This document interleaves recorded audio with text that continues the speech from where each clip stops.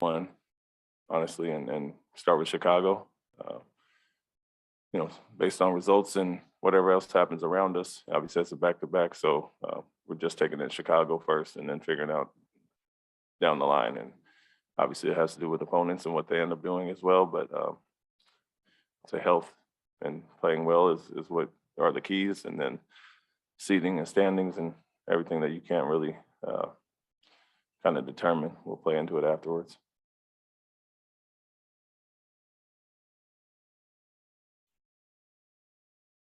In terms of seating, I guess is that just aim for as high as possible, or well, I guess what's the kind of strategy there in terms of looking at it?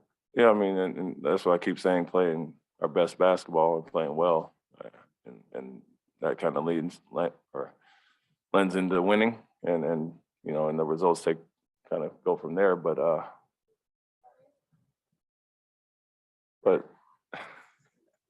that kind of goes in from there, just the winning, and so we'll see how Chicago goes and play from there. And like I said, it's too much to try to determine based on what other teams are trying to do or what they will do, or where the seedings land. So it's playing our best, and from there we'll determine after Chicago what we do with Milwaukee and Memphis.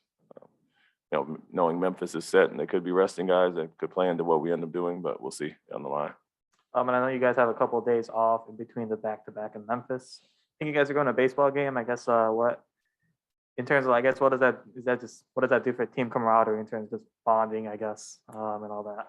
Yeah, we like to get together whenever we can on the road. We'll be in Chicago for quite a few days, and so something that some guys had some interest in, and get to hang out and bond a little bit on the road, and so Chicago obviously a nice place to be and chance to catch a game. I'm not the biggest baseball fan, but something the guys want to do, and so we'll go check it out.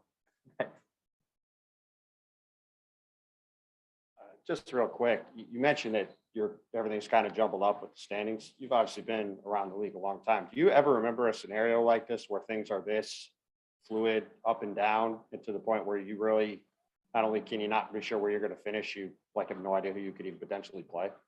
Usually, nothing like this where like 1 and 4 is so tightly contested, and then I guess 5 and 6 more so now. Obviously, the play-in plays into it as well for preparation purposes. Could be playing, 4 different teams, but I had one in San Antonio a few years ago where we lost to New Orleans last day. New Orleans got in the playoffs. We would have been second if we won and fell all the way to 7th. And so, yeah, that was one. But even with that, you knew who your opponent was going to be based on win and loss. Yeah. This is obviously totally different because of the 4 or 6 teams in the mix. And you obviously haven't had an opportunity to be a head coach in the playoffs yet. You guys have played in a bunch, been assistant coach a bunch. Is it feel any different looking ahead, trying to prepare now that you're another seed over? Is it more just kind of the same end of season stuff that it felt like before? Yeah, it's more of the same preparation wise. We know what we're going to get into. It's just a matter of, like you said, the standings more so than anything. And so being out of the play-in and having that week to prepare, obviously we'll know who our opponent is by then. And so that is what it is. And you kind of map out the week, which we already have done based on the Saturday or Sunday game.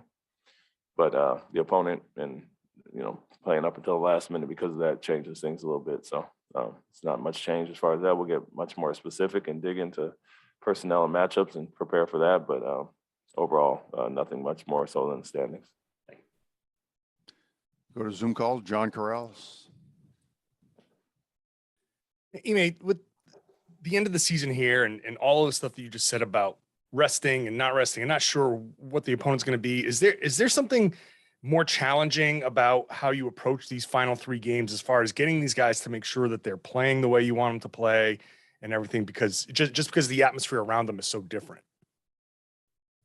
Yeah, I would say to some extent. The rest part would come into play if you were set, if you knew where you were at. And like I said, Memphis is probably locked in at number 2, and so they can kind of map out their last few games, and we're not in that situation because of it. But we do have a back-to-back with days off in between and 2 days before the back-to-back, so we can kind of figure that out. Chicago's the first step, and we'll see about Milwaukee. But overall, it's just because of the jumbled standings that makes it tougher preparation-wise. Other than that, if our seating was set, we could kind of map out our last week going into the season or going into the playoffs.